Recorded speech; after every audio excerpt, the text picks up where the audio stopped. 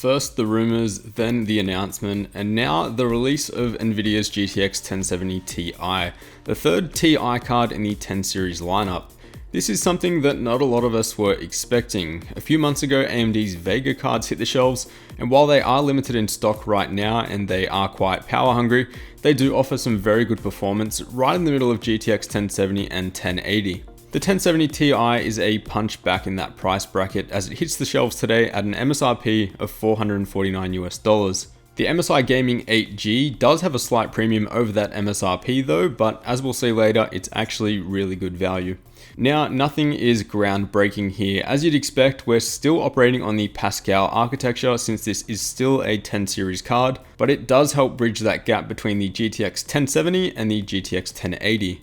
All three cards are running on the GP104 GPU, and in terms of the core count, the 1070 Ti fits right in with 2432. We're getting the same boost clock as the GTX 1070 at 1683 MHz, and also the same memory as well, 8GB of GDDR5 compared to the 1080's GDDR5X memory, which is quite a bit quicker at 10 GHz. SM count is closer to the 1080 though, at 19, and so far from the specs, the 1070 Ti is essentially looking like a GTX 1070 with significantly more cores and SMs. In terms of current pricing, we're looking at $399 for the GTX 1070, $449 for the 1070 Ti, and $499 for the GTX 1080, so a nice $50 interval between all three. On the exterior, not much has changed at all. MSI is sticking with the impressive twin Frozer cooler, and if you don't like the black and red color scheme, don't worry because the titanium card will also be available, and I have been told that the cooling performance on that one is a few degrees cooler than the one we're testing today. In terms of I/O, we're working with 3 DisplayPort 1.4s, a single HDMI 2.0, and also a dual-link DVI. And flipping over to the power connectors, we can see that we are stepping it up to a 6-pin and 8-pin power connector. Now, forget what you've heard about not being able to overclock the 1070 Ti or GPU boost not being active, because I did manage to get a nice overclock with a bit of tweaking. Out of the box, the 1070 Ti will boost all the way up to 847 MHz via GPU Boost 3.0, and I was able to push that above 2 GHz with no problem at all. The settings here were an additional 170 MHz on the core clock, 300 MHz on the memory, and voltage set as high as MSI Afterburner would allow, which usually landed around 1080 millivolts. Now, the 6-pin and 8-pin power connectors may be a little overkill. It's the same as what's on my 1080 Ti SC2, despite that being a lot more powerful. And this becomes fairly evident when we see that the power limit on this card goes as high as 133%. That's a significant amount of headroom for overclocking, and personally I never saw this MSI gaming card go above 115% when gaming. So it is a bit odd that we have that much overhead that we can't really use. This isn't MSI's fault or any add-in board partner for that matter, as the 10 series cards from Nvidia are just fairly locked down in terms of how much power you can push through them. In regards to thermals, the MSI gaming card here is pretty incredible. Even with the 1070 Ti pushed over the 2 GHz mark, load temperatures sat very comfortably at 61 degrees after 30 minutes of gaming, and the fan speed was sitting around 40%. At stock clock speeds, we were running a little bit cooler at 59 degrees, and idle performance is, as you would expect, sitting barely over ambient. Here's what the system sounded like both at idle and full gaming load.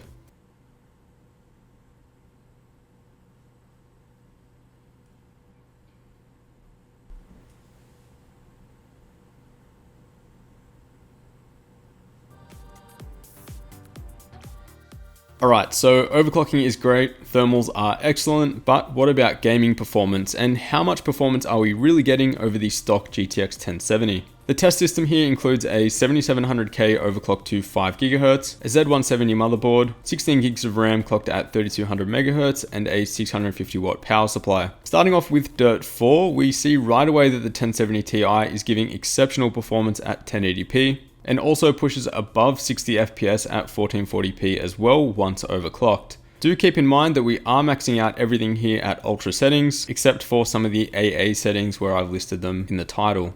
The 1070 Ti performs really well in GTA 5 also, even with a demanding list of settings. And here we are really getting a significant performance bump over the standard GTX 1070. In Battlefield 1, the performance was buttery smooth, and in my opinion, you could even play this at 4K if you don't mind turning some of the settings down to around medium or high. Performance at 1440p is what impressed me the most, and this is where I personally noticed the biggest difference between the standard 1070 and the Ti.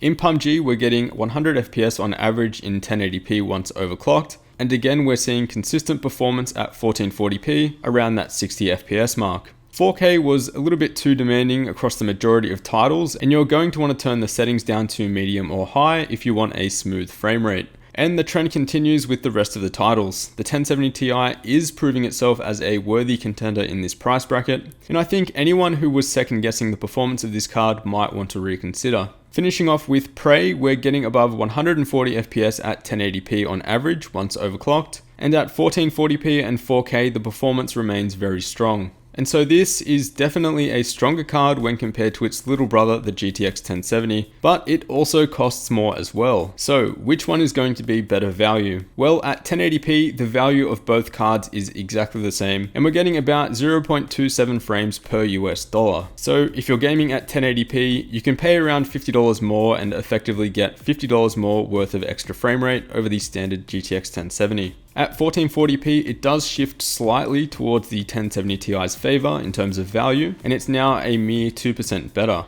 At 4K, it's a similar story as you'd expect. The GTX 1070 and 1070 Ti are fairly equal in terms of how much value you're getting for frames per dollar. But of course, this heavily depends on which card you buy. Now, there is the argument to spend the extra $50 and step it up to the GTX 1080, but do keep in mind that you will be getting significantly inferior thermal and acoustic performance, since the GTX 1080s around $499 US do have a cheaper cooling solution to what we're comparing it to here. For example, when making an apples to apples comparison, the GTX 1080 Gaming X from MSI comes in at $549 US. So there is a bit more to the story than just an extra $50 over the MSRP, especially if you're looking for decent cooling performance. So when would I recommend the 1070 Ti?